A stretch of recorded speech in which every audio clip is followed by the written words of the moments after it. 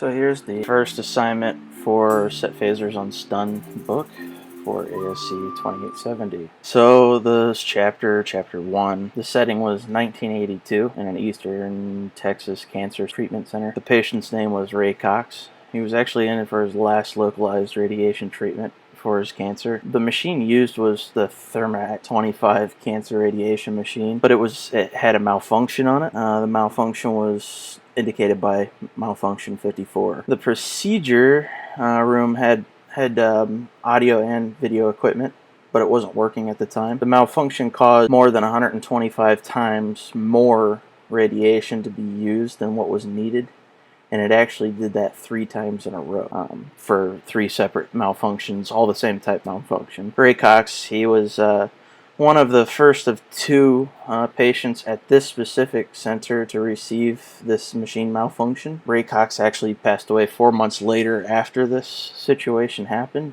from radiation poisoning.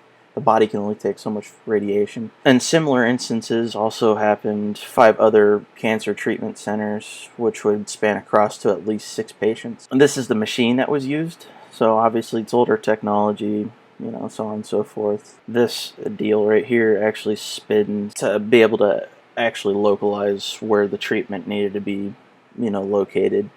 The machine actually has 2 settings, a lower power setting, which Ray Cox was supposed to receive, and a higher power setting, which he actually received 3 times in a row, but the higher power setting is actually filtered through, so it's not quite a full power burst. There's actually supposed to be a metal shielding between the patient and the head of this unit where the radiation actually is distributed from. The impact, the malfunctioning machines, all the same type, were responsible for all 6 incidences. I don't know if there was any more. That was just the 6 that were spoken about in the book. According to the chapter, the case actually ended with Ray Cox's loss of life.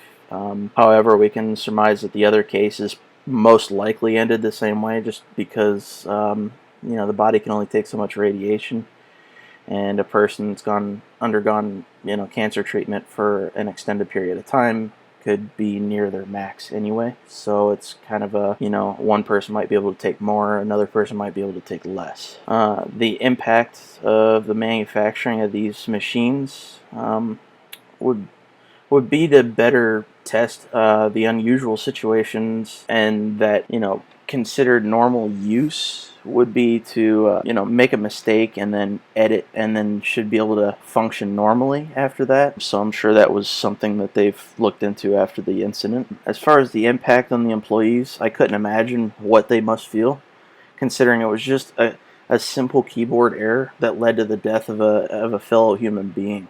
So although they did fix their mistakes, they caught it on their end. The machine malfunctioned and ended up giving Ray Cox 3 doses of 125 times more than he should have had, all in a row. And then the stakeholders, depending on how publicized the whole thing would have been, would have determined how harshly the stakeholders would have been prosecuted or anything like that. So the lessons would be to the manufacturers to be able to better understand their machines in the first place, because in the case of the Texas, the first one, Ray Cox, they called the manufacturer and they said that they got a malfunction 54, but they didn't seem to understand what that problem was in the first place either. So they just said it was functioning, you know, normally, and obviously it wasn't. The equipment should have undergone better quality control, and then as well as the research and development should have been, you know, it should have been caught in research and development, or at least in the quality control of the machines.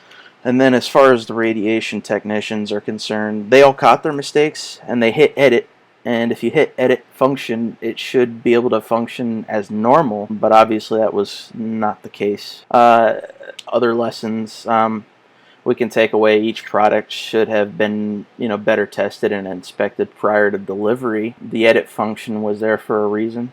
The software should have been able to decipher all the changes made. And then as far as Ray Cox's case, the intercom and video cameras weren't working in that room, so they should have had somebody on like Firewatch kind of a deal, you know, somebody looking through a window to keep an eye on this gentleman to make sure that he's not getting hurt, or because it is a medical thing, they need to have somebody there with the patient at all times. Obviously, it's something that's changed throughout the years in medicine. So, I'm sure if you spoke with a physician today, if some sort of procedure, they usually have multiple people in the room to be able to, safeguard. It's that crew resource management. It's the same for medicine. The takeaway is the equipment was malfunctioning. We can understand that there should have been somebody else in the room, and we can also see that there was poor testing standards, as in they didn't really test it, because something like that should have been foreseen in the beginning. It shouldn't have gotten that long where it potentially killed 6 other people. The one person being killed was more than should have been allowed. Here's my resources, and thanks for watching.